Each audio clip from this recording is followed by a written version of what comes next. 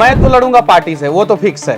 बिहार के जो हालात है ना, उसके लिए सिर्फ राजनेता जिम्मेदार नहीं है, बिहार की जनता भी जिम्मेदार है। एकदम बिल्कुल, मैं वीडियो में बोलता हूँ। बिहार का एक नेता का मतलब कि बता दीजिए, जिस एक नेता पे जो है बिहार के लोग भरोसा कर। आज जो है सरकारी अधिकारियों का जंगल राज चालू है बिहार में। दीपावली के समय में देखिए कि लोग समझते हैं कि हम लोग जानवर हैं, ट्रेनों में भर दिया जाता है। तो क्या गारंटी है कि मनीष कश्यप अगर जीत गए तो वो बिहार से बाहर जाकर अपना सेटलमेंट नहीं करेंगे या अपने परिवार को बाहर नहीं भेजेंगे? भरोसा है मेरे ऊपर, वोट दीजिए। नहीं भरोसा है तो उनको दीजिए। पवन भैया से तो कम टैलेंटेड हम भी नहीं हैं। अनपढ़ जाहिल गंवार नेता जो बिहार को बर्बाद कर रहे हैं, वो एक टैलेंटेड जो है मनीष कश्यप से डर गए। और पाकिस्तानी हैकरों, मैं कहना चाहता हूं तुम लोगों से कि अगर भारत के यूट्यूब चैनल को हैक करने का प्रयास करोगे तो 36 रफेल फाइटर हम लोग मंगा के रखे हैं, 36 और ऑर्डर करेंगे। हम में से बहुत सारे यूट्यूबर कुंवारे हैं और आपके यहाँ बहुत सारी सीमा हैं।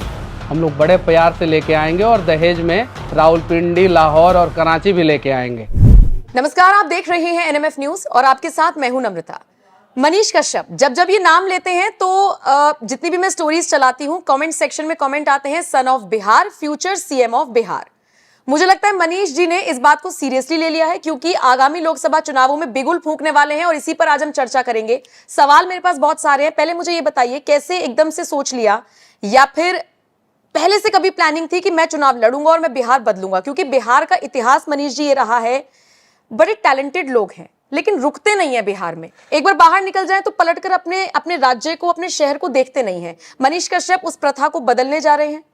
देखिए, मेरी एजुकेशन क्वालिफिकेशन जो है वो पूना से कंप्लीट हुआ। इंजीनियरिंग बड़ी मुश्किल से मैं पास हुआ और फर्स्ट डिवीजन से पास हुआ।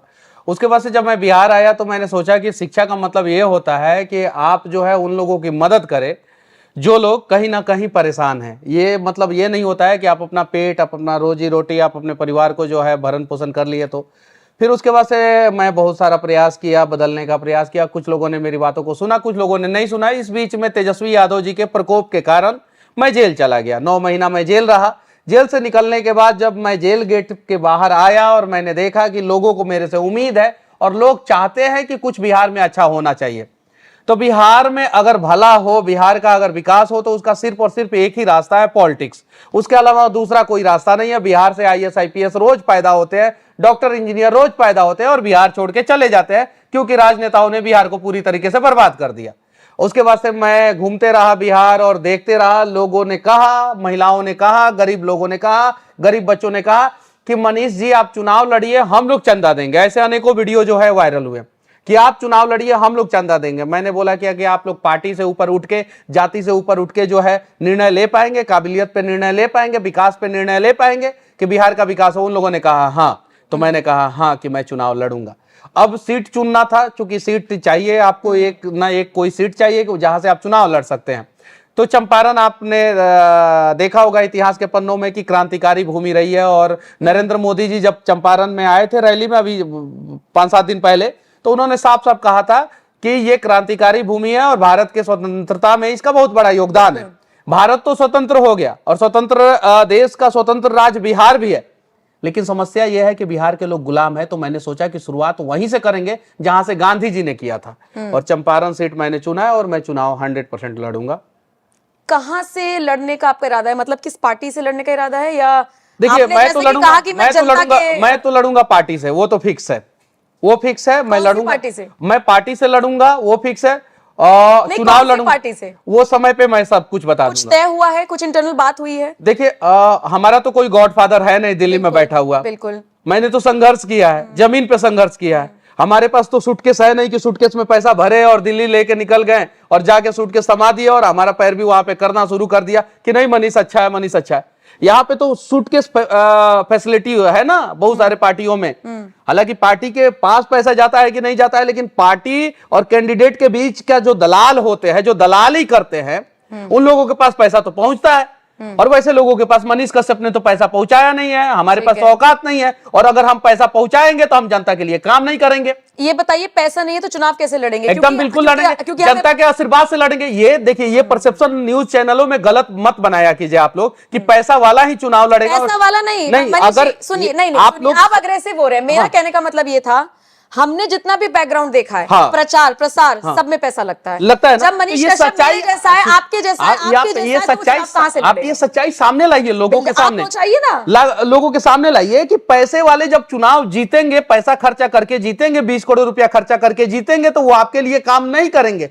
फिर वो 4 साल 11 महीना गायब रहेंगे और सिर्फ 1 महीना दिखेंगे जब अगली बार चुनाव होगा तब। हम अपना 1 रुपया खर्चा नहीं करेंगे चुनाव में, हम 1 रुपया खर्चा नहीं करेंगे। हम 2-2 रुपया, 5-5 रुपया, 10-10 रुपया आशीर्वाद के रूप में लेंगे, उनके पैसे से चुनाव लड़ेंगे और चुनाव जीतने के बाद उनके लिए काम करेंगे। ये मेरा कंसेप्ट है। और ऐसा नहीं है कि मनीष कश्यप अकेला है बिहार के, तो आप नहीं है। बिहार नहीं, मैं अपने लोकसभा की बात नहीं कर रहा हूं। बिहार के अनेकों लोकसभा क्षेत्र में अनेकों ऐसे युवा हैं, अनेकों ऐसे लोग हैं, अनेकों ऐसे काबिल लोग हैं जो मेरे से कांटेक्ट में है, टच में है, और वो बोल रहे हैं कि मनीष जी हम लोग बिहार को बदलना चाहते हैं। अगर उन लोगों ने अपना घोषणा पत्र स्टाम्प पेपर पे लिख के अच्छे ढंग से दिया, मैं उन लोगों के साथ हूं और बिहार बदलने की कहानी जो है 2024 में उसकी नींव फिर से रखी जाएगी, फिर से, और इसी चुनाव में रखा जाएगा। मुझे ये बताइए कि पूर्वी चंपारण आपकी फेवरेट सीट रहेगी या पश्चिम चंपारण? चंपारण मेरा फेवरेट सीट है, वो पूर्वी हो या पश्चिम हो, कोई सा भी हो। और चूंकि दोनों बाढ़ से पीड़ित क्षेत्र है, एक जगह मेरा घर है और एक जगह मेरा जमीन है, तो चंपारण मेरा फेवरेट सीट है। और कंडीशन के हिसाब से जो है मैं वहीं से लड़ूंगा चाहे कुछ भी हो जाए। अच्छा, अब बीजेपी, मुझे ऐसा लगता है कि इस वक्त सबसे ज्यादा जो एक्टिवली आगे बढ़ रही है इन चुनावों में वो बीजेपी है, और मैं इसमें कहने में कोई गुरेज भी नहीं करती, क्योंकि जब हम जमीनी स्तर पर हमने करते 40 हैं, में से 39 सीट बीजेपी को दिया। मैं वही कह रही हूँ, हम बिहार के लोग 40 में से 39 सीट बीजेपी को दिए। ठीक है, पिछले 10 साल में एक बार बिहार के विकास पे मीटिंग नहीं हुआ, एक नदी से नदी को नहीं जोड़ा गया, बाढ़ में चिवड़ा मीठा के अलावा कुछ नहीं दिया गया। उसमें राजद, बीजेपी, कांग्रेस, जदयू, सब कम्युनिस्ट पार्टी, सब लोग थे, सबकी सरकार बनी पिछले 10 साल के अंदर। ऐसा कोई भी पार्टी नहीं है जो सरकार में नहीं रहा, सत्ता का मलाई नहीं खाया। बिल्कुल। जब बाढ़ आता है तो कुर्ता पैजामा पहन के जो है अपने गार्ड के कन्हैया पे बैठ के जो है पानी के अंदर घुसते हैं, ये लोग फोटो खिंचवाते हैं, फिर निकल जाते हैं। वो नहीं चाहिए। अब चूरा मिठा का गया जमाना, हमें हमारा हक चाहिए। और कोई भी पार्टी हो जो सत्य रहेगा, वो पहले भी मनीष कश्यप बोलता था, अभी भी मनीष कश्यप बोलता है। 40 में से 39 सीट हमने बीजेपी और बीजेपी गठबंधन को दिया। एक नेता ने लोकसभा में कभी बिहार के बाढ़ पे चर्चा किया? नहीं किया। क्यों नहीं किया?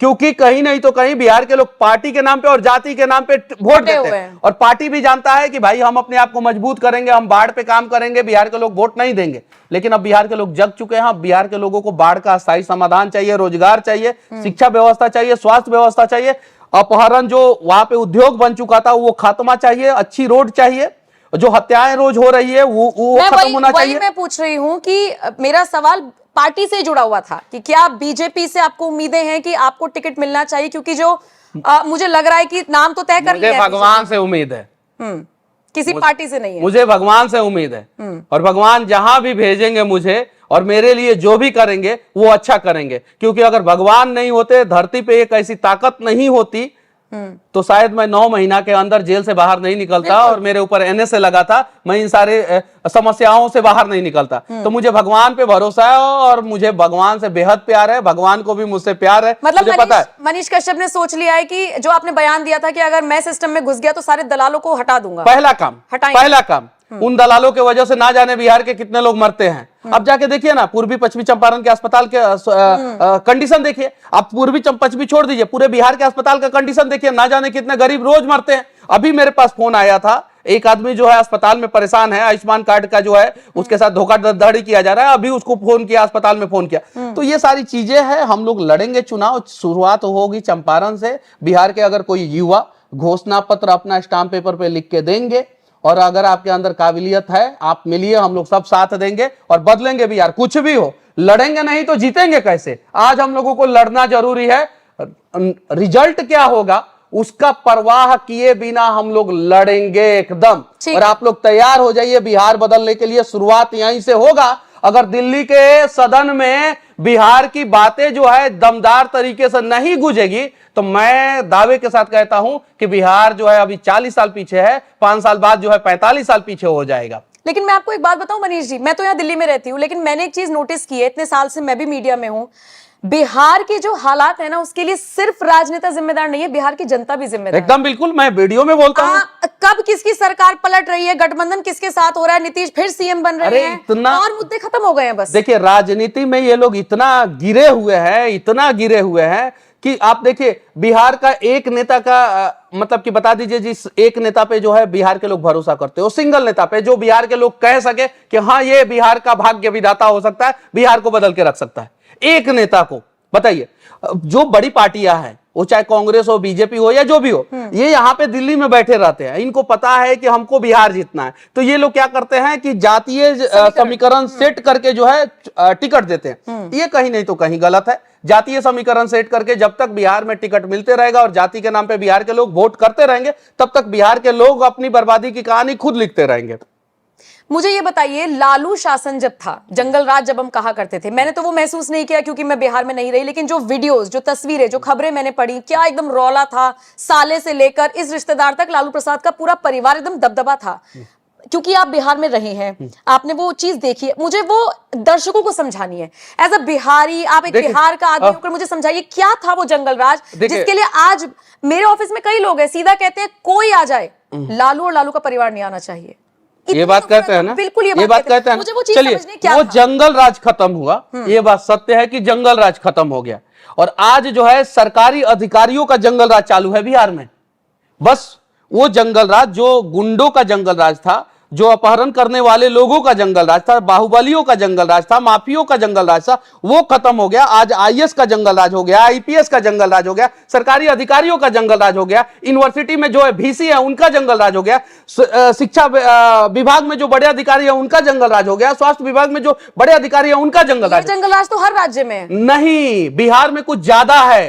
आप बताइए कि 1990 से लेकर 2005 के बीच में उस जंगल राज के वजह से जितने लोग नहीं मरे, उससे कहीं 100 गुना ज्यादा 2005 से लेकर 2024 के बीच में ये सरकारी अधिकारियों के भ्रष्टाचार, लापरवाही और इनका गुंडाई और इनका करप्शन के वजह से जो है 100 गुना ज्यादा लोग मर गए हैं। तो जंगल राज आज भी बिहार में है, बस सत्ता जो है वो ट्रांसफर हो गया, जंगल राज का तरीका ट्रांसफर हो गया। पहले अपहरण करके जो है लोगों से पैसा वसूली किया जाता था, अब बोला जाता है कि तुम अपना मृत्यु प्रमाण पत्र बनवाओगे तब पैसा लेंगे, जन्म प्रमाण पत्र बनवाओगे तब पैसा लेंगे, सरकारी अस्पताल में तुम्हारा इलाज नहीं करेंगे, दलाल आ जाते हैं, आशा की कार्यकर्ता बहुत सारी लोग आ जाती हैं और उनको जो है प्राइवेट अस्पताल में लेके चले जाते हैं। आशा की कार्यकर्ता क्यों ऐसा करती हैं? क्योंकि आशा के कार्यकर्ताओं को जो है 15,000 रुपया महीना मिलना चाहिए, उनको उतना मिलता नहीं है, बेचारी अपना घर रोजी रोटी कैसे चलाएंगे।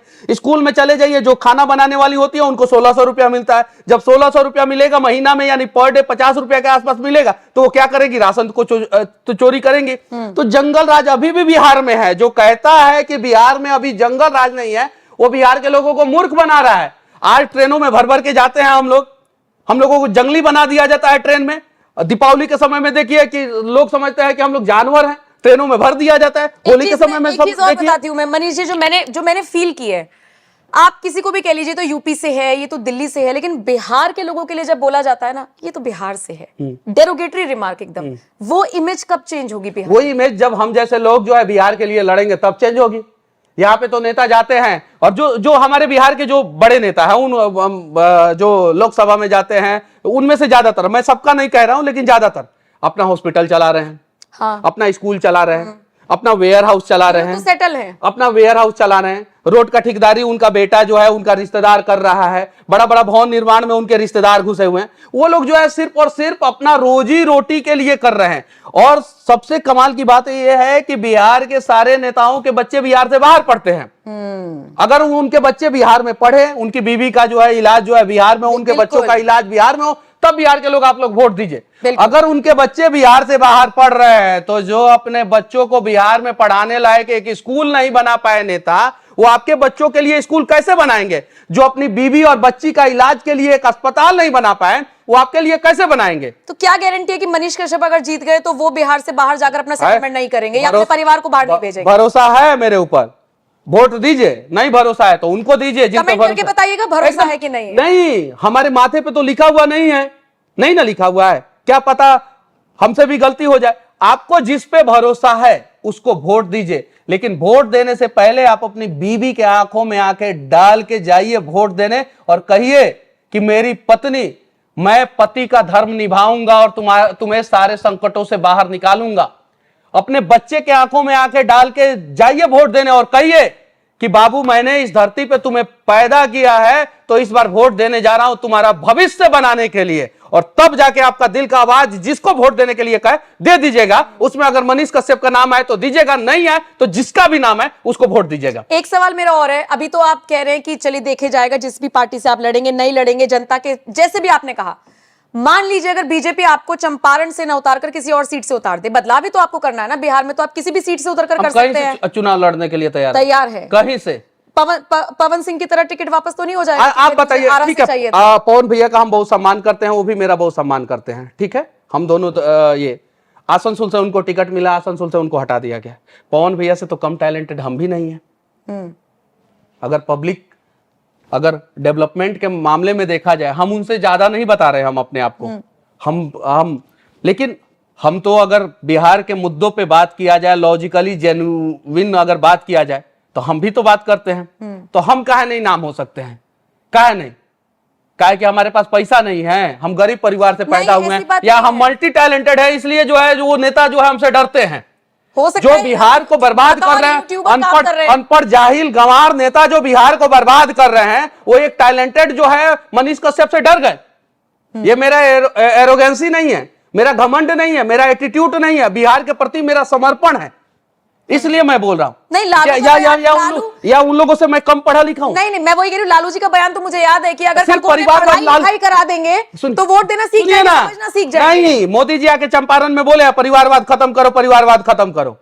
भाई, जब मोदी जी बोल रहे हैं परिवारवाद खत्म करो, चंपारण में लालू जी के परिवार पे डायरेक्ट हमला कर रहे हैं, भाई तो इधर भी तो परिवारवाद है, इसको भी तो खत्म किया जाए। इधर का भी तो परिवारवाद पूरा बिहार को बर्बाद किया है। पार्टी कोई भी हो, मोदी जी ने गुजरात को चमका दिया, मोदी जी ने पूरा देश को चमकाया बिहार को छोड़ के। मनमोहन सिंह भी अपने प्रधानमंत्री कार्यकाल में जो है कुछ ना कुछ काम किए, हम उनकी भी प्रशंसा करते हैं। उन्होंने भी पूरा देश को चमकाया बिहार को छोड़ के।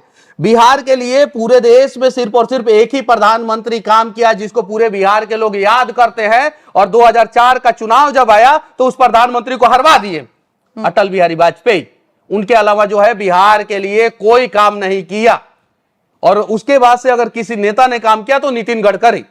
उसके अलावा कोई ऐसा नेता आके कहे कि हमने बिहार के लिए पिछले 50 साल में 5 काम किया, बिहार के लोग जवाब देंगे। मनीष कश्यप कौन से 5 काम करेंगे अगर जीत जाते हैं तो? देखिए, सबसे पहले तो दलालों को भगाना है बिहार से। जो ये दलाली कर करके दिम्मक की तरफ बिहार को जो है बर्बाद कर दिए। अब बताइए, बिहार एक ऐसा राज्य है, मेरा वो वीडियो बहुत वायरल हुआ था, जहां पे पैदा होने के बाद घूस देना पड़ता है और मरने के बाद घूस देना, पैदा होने से पहले घूस देना पड़ता है और मरने के बाद। जन्म प्रमाण पत्र बनाइए, बिना घूस दिए आपका जन्म प्रमाण पत्र नहीं बनाएगा सब, और बनाएगा सब तो नाम गलत तो डेट ऑफ बर्थ गलत, माता पिता का नाम गलत, करेगा ही सब करेगा। और मरने के बाद मृत्यु प्रमाण पत्र बनवाने जाइए किसी भी सरकारी अस्पताल में पोस्टमार्टम रिपोर्ट देने के बावजूद, नगर निगम में चले जाइए, सब कुछ करने के बावजूद, तो वहां पे अगर घूस नहीं दीजिएगा तो गलत बना देता है सब मृत्यु प्रमाण पत्र। तो जहां जिस राज्य में जन्म लेने से पहले घूस देना पड़े और मरने के बाद घूस देना पड़े, जरा सोचिए उस राज्य के लोग कितना परेशान होंगे। और यही सारी चीजें ना मैं बोलता हूं, अगर मैं नेता बना तो मैंने तो इतना सारा वीडियो बनाया है कि अगर मैं नहीं काम करूंगा तो मेरे खिलाफ जो है रोज जो है 1000 लोग वीडियो बनाना शुरू कर देगा। तो मुझे इस डर से भी काम करना पड़ेगा। और अगर मैंने मान लीजिए नहीं ही काम किया तो 75 साल से नेता आप लोगों को ठगते आ रहे हैं ना, 5 साल मनीष कश्यप ठग लेगा, बात खत्म। 5 साल मेरे से ठगा जाइए लोग, क्या पता जो है मैं कुछ कर जाऊं। अच्छा, पहला काम हो गया, बाकी के 4 काम देखिए, दलालों को जो है भगाना है पहले, उसके बाद से बाढ़ पे काम करना है। अगर बिहार का भाग्य बदलना है तो सबसे पहले बाढ़ पे काम कीजिए। उसके बाद से दूसरा काम, तीसरा काम शिक्षा व्यवस्था को दुरुस्त करना। सरकारी स्कूलों की स्थिति देख लीजिए आप, कितना जर्जर है, कितना मतलब कि खराब है, कितना बर्बाद है। चौथा काम जो है वो स्वास्थ्य व्यवस्था, आप सरकारी अस्पताल में चले जाइए, लोग मरते रहते हैं और ये लोग जो है इंजेक्शन तक नहीं देते हैं। और पता है क्या करते हैं, अगर कहीं रोड एक्सीडेंट हुआ, पैर में फ्रैक्चर है और आप पीएमसीएच में चले जाइए, इलाज कराने जाइए ना, तो आपका इलाज तो करेंगे लेकिन उसमें इन्फेक्शन हो जाएगा। प्राइवेट अस्पताल में आके 2 बार पैर जो है आपका पैर का इलाज करवाना पड़ेगा। ऐसे अनेकों उदाहरण है। मोतिहारी में एक जो है श्रीवास्तव जी जो है, ना जाने कितने दिन से भटक रहे हैं, जो पीएमसीएच में गए थे इलाज कराने, गलत इलाज कर दिया। ऐसे अनेकों उदाहरण है। उसके बाद से 5वां काम, अगर मेरे दरवाजे पे कोई मां आ जाएगी ना और किसी भी समस्या को लेके आएगी ना, तो ये मनीष बेटा जो है ना, उस माँ के आंखों का आंसू पोंछने के लिए सबसे पहले जो है कदम उठाएगा। चाहे कोई भी माँ हो, कहीं से भी माँ हो, कहीं की भी माँ हो, आए, अब मेरे से होगा, मैं उनके आंखों का आंसू पोंछूंगा। ये 5 काम जरूर। अभी आपने कहा ना जनता से कि मेरे को भी 5 साल एक बार आप मौका देकर देख लीजिए। दिक्कत ये है कि इतनी बार जनता ठगी गई है, तो जिसको देना है उसको दीजिए। नहीं, हम ये नहीं कर, हम कड़वा बोलेंगे। आप बात करूं, मानिए केजरीवाल, उन्होंने अपने बच्चों की कसम खाई, अपने परिवार की कसम खाई, क्या किया उन्होंने? सारी कसम तोड़कर फिर से गठबंधन कर लिया। मत दीजिए मौका। तो इनको नहीं, तो मुझे मत दीजिए मौका। जिनको आप देते आ रहे हैं उनको मौका दीजिए। मतलब आप कह रहे हैं भरोसा है तो दीजिए, वरना आप क्या? हाँ, नहीं, अगर भरोसा नहीं है तो मत दीजिए। बस मैंने साफ साफ बोला कि वोट देने से पहले आप अपने बीबी के आंखों में आंखें डाल लीजिएगा, आप अपने माता पिता के आंखों में आंखें डाल लीजिएगा, आप अपने बच्चों के आंखों में आंखें डाल लीजिएगा और बोलिएगा, इस बार जो है मैं तुम लोगों का भविष्य बनाने जा रहा हूं, नेता या नेता के बच्चों का भविष्य बनाने नहीं जा रहा हूं। बिहार उसी दिन बदल जाएगा। मुझे लगता है कि एक चीज पर और काम करना चाहिए। अगर आप जीतते हैं तो मैं तो आपको सलाह ही दे पाऊंगी, बाकी मुझे लगता है नेताओं को प्रमुख तौर पर खुद भी। कहां से हैं आप? जाति, मैं पश्चिमी यूपी से हूँ। यूपी से? कभी बिहार आई है? मैं इतने लोगों के बीच में काम करती हूँ, उनमें से मैक्सिमम बिहार के ही लोग हैं और मैं उनसे सुनती हूँ, जिससे मैं बात करती हूँ। मैं फॉर एग्जांपल अपने बराबर में एक लड़की बैठती है, सृष्टि, किसी से भी, मैम ये कौन सी जाति का है? मैंने कहा सृष्टि तुम कहां से हो? मैम मैं बिहार से हूं। मैम वहां पे तो यही बातें चलती हैं। मेरे जो स्कूल के फ्रेंड्स थे, मैं पहले जाति पूछे, इतना जाति बच्चे मैंने आपका जात पूछा, भर गया है। मैंने आपका जात आपने नहीं पूछा क्योंकि आप नेतागिरी में उतर रहे हैं, लेकिन वो एक कॉमन लड़की क्यों? अरे बिहार में नेतागिरी में उतरने के लिए जो है ना, पहले जातीय जनगणना कराना जरूरी होता है। तो मैं पूछ रही हूँ कि जाति, मैं नहीं करता हूँ, मैं ये सारी चीजें नहीं करता हूँ। जब तक मैं आपको नहीं पूछ रही, मैं कह रही हूँ जब तक जनता जाति के आधार पर वोट देगी, उनके दिमाग से जाति कैसे निकालेंगे? डॉक्टर के पास जाते हैं, मुसलमान डॉक्टर, कोई फर्क नहीं पड़ता। होली दीपावली है ना, ट्रेनों में भर भर के जाइए और ट्रेनों में भर भर के आइए, बात खत्म। और उससे अगर उभरना चाहते हैं तो ठीक है। और मनीष कश्यप के राह में इसलिए भी नेता बिहार के रोड़ा अटका रहे हैं। देखिए समझिए, मैं एक गरीब परिवार से उठा हूं, सोशल मीडिया पे मेरे सारी कहानी जो है पब्लिश है, सब लोग जानते हैं कि कहां से उठ के जो है किस प्रकार से संघर्ष करके मनीष कश्यप यहां तक पहुंचा है। अगर इन लोगों को लगता है कि मनीष कश्यप जीत के सदन में घुस गया, तो इस बार अकेला मनीष कश्यप है, अगली बार 50 नए मनीष कश्यप खड़े हो जाएंगे। तो 50 नए मनीष कश्यप खड़े होंगे, तो इस बार अकेला मनीष कश्यप 2, 4, 5 नेता को परेशान किया है। 50 मनीष कश्यप जब जिस दिन खड़े हो जाएंगे और इस बैकग्राउंड के बच्चे जो है सदन में और विधानसभा में घुसना शुरू हो जाएंगे, तो बिहार के सारे जो है भ्रष्ट नेता परेशान हो जाएंगे, सारे भ्रष्ट नेता परेशान हो जाएंगे। 38 जिला में एक एक मनीष कश्यप जैसा नेता हो जाए, जो चीखे, चिल्लाए, रोए, गाए, दौड़े, जो भी करना हो करे, लेकिन हर बार जो है बिहार के विकास की बात करे, तो ये सारे भ्रष्ट नेता परेशान हो जाएंगे। जो आते तो है राजनीति में लोगों का भावनाओं के साथ खिलवाड़ करके, लेकिन 5 साल के बाद जो है अरबों और खरबों के मालिक हो जाते हैं, ना जाने कहां कहां उनकी संपत्तियां हो जाती है, कहां कहां कंपनियां हो जाती है। तो ऐसे ऐसे लोगों का इलाज करने के लिए मैं आया हूं। ठीक है, अब मुझे ये बताइए, सोशल मीडिया के इस दौर में इसकी कितनी पावर है, ये हम सबको पता है। मनीष कश्यप के पास एक प्लस पॉइंट क्या है कि वो एक यूट्यूबर भी हैं, पत्रकार भी रहे हैं, दुनिया देख ली, जेल भी होकर आ गए, चाहे जिस भी केस में गए, जो भी आरोप लगे वो सब हट गया, सारी चीजें दुनिया के सामने। एक यूट्यूबर होने के क्या फायदे हैं? और जितना मैं जितना पढ़ पाई, समझ पाई, शायद हैक हुआ था आपका, कॉपीराइट स्ट्राइक आया था पाकिस्तान से, ये पूरा एजेंडा क्या चल रहा है कि आप एक यूट्यूबर है तो वहां से भी तोड़ने की कोशिश की जा रही है, इधर से कॉपीराइट स्ट्राइक भेजा जा रहा है, कोई एजेंडा चल रहा है क्या? मेरे चैनल को जो है टेक डाउन कराने का प्रयास जो है बिहार के कुछ लोगों ने किया है। मेरे पास सारा सबूत है, मेरे पास सारा सबूत है। उन लोगों ने कुछ पैसा देके पाकिस्तानी हैकर को हायर किया, पाकिस्तानी हैकर को। अच्छा। वो पाकिस्तानी हैकर ने जो है मुझे बेवजह जो है स्ट्राइक दिया, और उसका मकसद था मुझे 4-5 स्ट्राइक देना, जो है वो 20-25 दिन के अंदर, 1 महीना के अंदर वो 4-5 स्ट्राइक देने वाला था। उसने जब पहला स्ट्राइक दिया, उसके बाद से मैंने अपने टीम को लगाया। और ऐसा नहीं है कि सिर्फ मेरे साथ, मनीष कश्यप के साथ हो रहा है, भारत में जितने भी यूट्यूबर हैं जिनका सब्सक्राइबर 1 लाख से ज्यादा है, उनके ऊपर जो है ये लोग जो है अटैक करते हैं। 1 मिलियन वाले हैं, उनके ऊपर जो है थोड़े बड़े अटैक करते हैं। और जैसे जैसे जैसे जैसे जैसे सब्सक्राइबर बेस बड़ा होता है वैसे बड़े बड़े हैकर अटैक करते हैं, और ये सारे हैकर जो है पाकिस्तान के होते हैं, और इनको अटैक करने के लिए भारत से लोग जो है ना वो मतलब कि हायर करते हैं।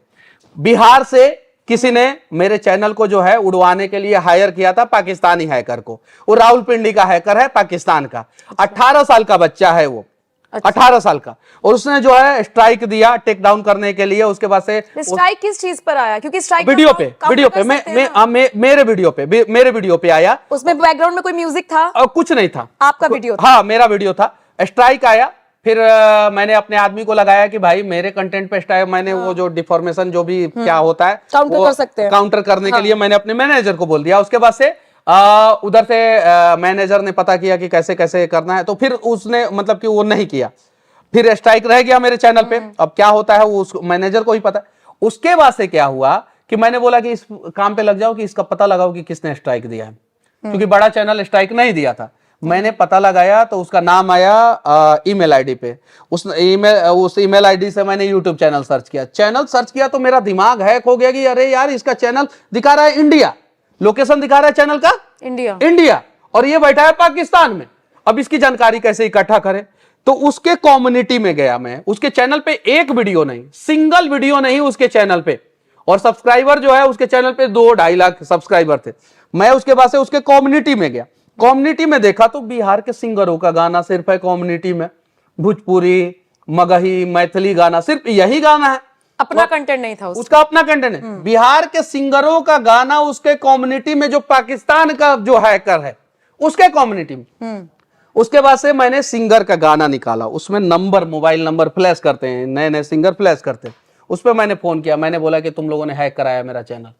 मेरे मैनेजर ने बोला कि मनीष भैया छोड़ेंगे नहीं, तुम लोगों का पता लगाएंगे। अब वो आदमी डर गया, वो डरा और बोला कि हमारा काम नहीं है, ये पाकिस्तानी का काम है।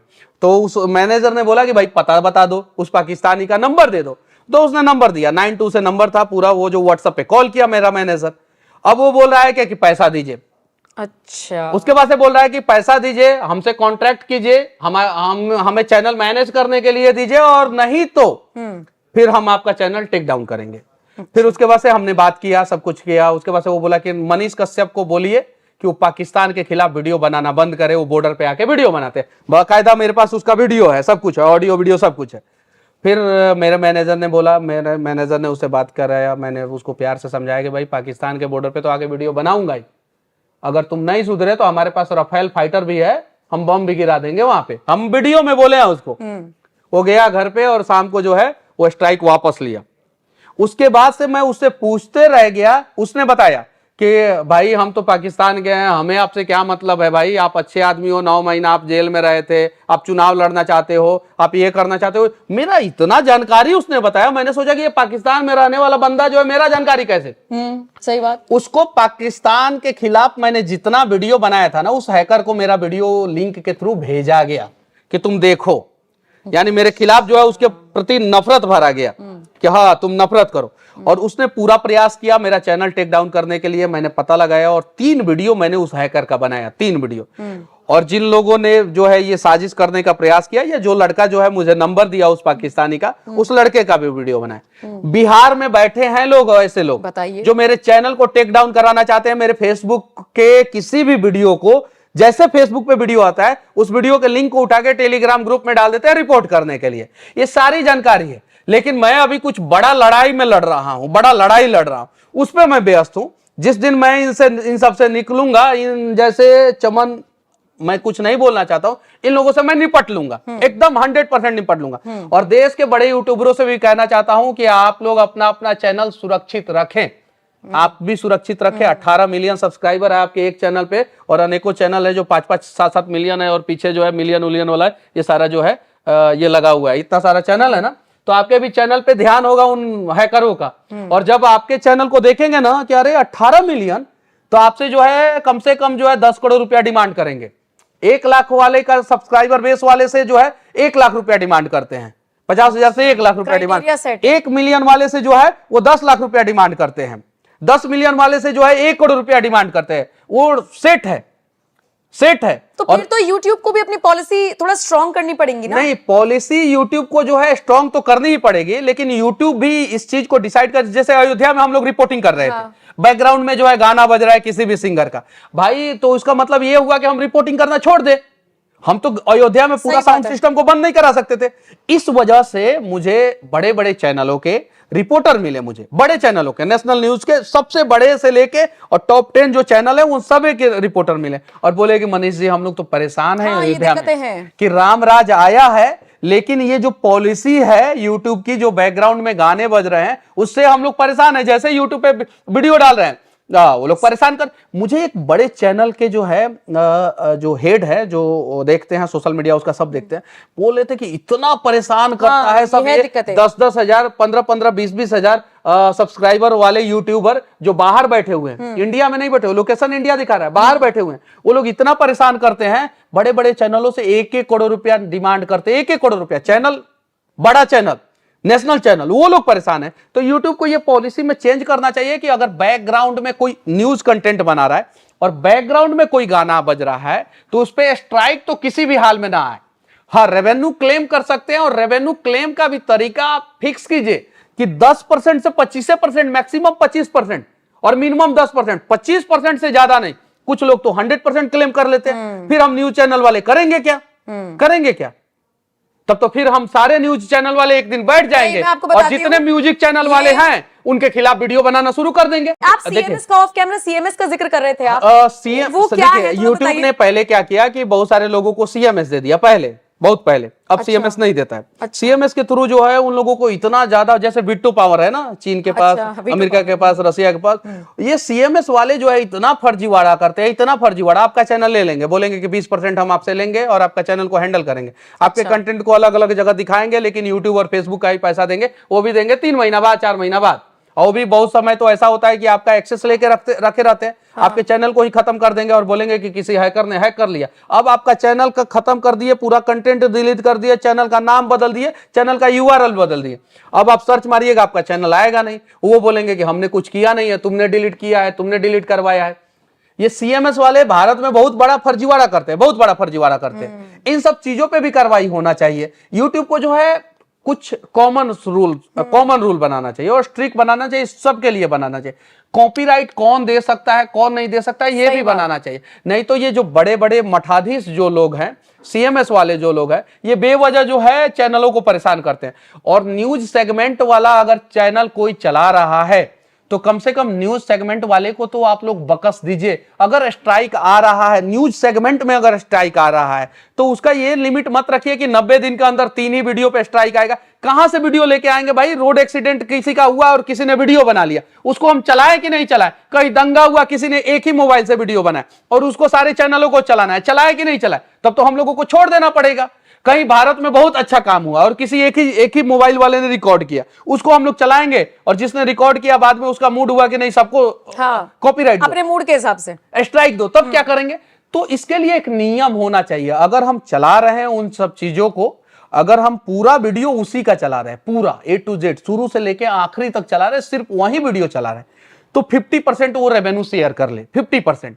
लेकिन अगर मान लीजिए कि हम 10 मिनट का वीडियो बनाए हैं जिसमें 2 मिनट का उसका क्लिप दिखा रहे हैं, 8 मिनट हम मेहनत कर रहे हैं, तो भाई वो भी तो देखिए। तो 10% से 25% तक रेवेन्यू शेयर सिस्टम रखिए। और अगर 100% वीडियो उठा के, जैसे आपका वीडियो है और आपका वीडियो 100% उठा के मैंने डाल लिया, तो 50% रेवेन्यू शेयर कराइए। तब जाके जो है छोटे बड़े सारे क्रिएटरों को, छोटे बड़े सारे न्यूज चैनल वालों को फायदा होगा और YouTube आपको भी फायदा होगा। YouTube आप अगर नहीं होते तो शायद हम जैसे लोग जो है यहाँ पे खड़े नहीं होते। ये भी YouTube चैनल पे ही मेरा इंटरव्यू कर रही है और मनीष कश्यप आज लोग जानते हैं, वो YouTube की वजह से ही जानते हैं। तो YouTube को भारत में कुछ पॉलिसियों पे काम करना होगा, कुछ पॉलिसियों को चेंज करना होगा। आज जो है बड़े बड़े क्रिएटर जो है YouTube के कुछ पॉलिसियों से परेशान है, तो उस पे ध्यान देना होगा YouTube। ठीक है, बहुत सीरियस सा मैटर हो गया। एक थोड़ा और लाइटर नोट में एक सवाल पूछती हूँ। पहले एक वीडियो मैं अपने दर्शकों को दिखाना चाहूंगी। ये वीडियो है मनीष कश्यप का उस दौरान का जब वो अयोध्या में हमारी टीम के साथ ये कह लीजिए कवरेज ही करने के लिए चले गए थे, एनएमएफ न्यूज पर ओपनिंग भी कर दी थी और हमारी नौकरी खतरे में आने वाली बात हमें लगने लगी थी। खैर मजाक की बात है। मुझे ये बताइए, बिहार में तो सन ऑफ बिहार और ये सारी चीजें चली रही हैं। अयोध्या में मैंने देखा बॉस मेरे गाड़ी चला रहे हैं और वहां पर मनीष कश्यप, मनीष भैया, और लोग गाड़ी पर चढ़ गए। वो तस्वीरें आप देख भी रहे हैं अभी। ये प्यार और ये जो अप्रिसिएशन मिला, इसी ने आपको कॉन्फिडेंस दिया है कि बिहार में मुझे उतरना चाहिए मैदान? अच्छा, एक मैं बात बता रहा हूँ, जैसे आपने बोला कि मेरी नौकरी खतरे में, ऐसे भी खूबसूरत लोगों की नौकरी जो है खतरे में नहीं जाती। तो मैंने आपसे मजाक में कहा है। सही, ठीक है, मैंने भी मजाक ही किया है। अच्छा, आपने मेरी खूबसूरती में मजाक उड़ा दिया। ठीक है, तो चलिए ठीक है, लेकिन जो प्यार आपने देखा वो एक बार बिहार में मेरे साथ ग्राउंड पे चलिए, फिर देखिए और फिर निर्णय कीजिए। आप बताइएगा मुझे कि मनीष कश्यप तुमको चुनाव लड़ना चाहिए कि नहीं लड़ना चाहिए। एक बार बिहार चलिए। बिहार के लोग उम्मीद से 75 साल से गांधी जी के जाने के बाद बिहार के लोग उम्मीद लगाए बैठे हैं। जो सत्याग्रह हुआ उसके बाद से लोग देखे कि देश आजाद हो गया हो 1947 में, लेकिन वो 75 साल से उम्मीद लगाए बैठे हैं कि देश आजाद हुआ, देश का विकास हुआ, बिहार का विकास कब होगा। तो लोग उम्मीद लगाए बैठे हैं। कुछ लोगों को मेरे से उम्मीद है, इसलिए लोग इतना प्यार देते हैं बस। लेकिन मैं जाते जाते एक ही बात कहूंगा। नहीं, जाते जाते मेरा एक सवाल रहेगा, ये तो आपकी बात पूरी कर लीजिए। पहले YouTube पे मैं कह देना चाहता हूँ, जो हैक वैक कर रहे हैं उन लोगों को मैं कह देना चाहता हूँ कि भारत सरकार भी कुछ पॉलिसी लाए कि अगर बेवजह किसी का YouTube चैनल कोई भी हैक करने का प्रयास करे तो उसको दंडित किया जाए। बेवजह किसी का भी YouTube चैनल कोई भी हैक कर लेता है, और भारत में बहुत सारे ऐसे लोग हैं जो दिन रात परेशान हैं। बड़े बड़े, अभी कुछ दिन पहले एक बड़े यूट्यूबर का चैनल जो है हैक करने का प्रयास किया गया, हैक कर लिया गया था। तो ये सारी चीजें इस पे जो है यूट्यूब को जो है, आज डिजिटल जमाना है, यूट्यूब का जमाना है, तो यूट्यूब जो है इस सब चीजों पे ध्यान दे। और पाकिस्तानी हैकरों, मैं कहना चाहता हूं तुम लोगों से कि अगर भारत के यूट्यूब चैनल को हैक करने का प्रयास करोगे तो 36 रफेल फाइटर हम लोग मंगा के रखे हैं, 36 और ऑर्डर करेंगे। और पाकिस्तान के हैकरों, अगर दोबारा मनीष कश्यप का चैनल या हिंदुस्तान के किसी भी यूट्यूबर का चैनल हैक करने का प्रयास किया तो याद रखना, हम में से बहुत सारे यूट्यूबर कुंवारे हैं और आपके यहाँ बहुत सारी सीमा हैं। हम लोग बड़े प्यार से लेके आएंगे और दहेज में रावलपिंडी, लाहौर और कराची भी लेके आएंगे। तो विनती है भूखा नंगा भिखमंगा देश के भिखमंगा हैकरों, कम से कम हिंदुस्तान के किसी भी यूट्यूबर का चैनल हैक करने का प्रयास मत करो। ये जो जाति जाति की चर्चा हमने शुरुआत से की थी, लालू प्रसाद यादव, उनके बेटे, उनका परिवार अपने घर में ताजिया पूछता है। मोदी को हिंदू विरोधी बता देते हैं, जो मंदिर का इनॉग्रेशन कर रहे हैं, जो सनातन को आगे बढ़ा रहे हैं। लालू के उस बयान पर बस आपका कमेंट। देखिए, लालू जी तो अभी बुजुर्ग हो चुके हैं। लालू जी के संघर्ष का मैं सम्मान करता हूँ, संघर्ष करके जो है वो इस मुकाम पे पहुंचे हैं, वो सम्मान करता हूं मैं।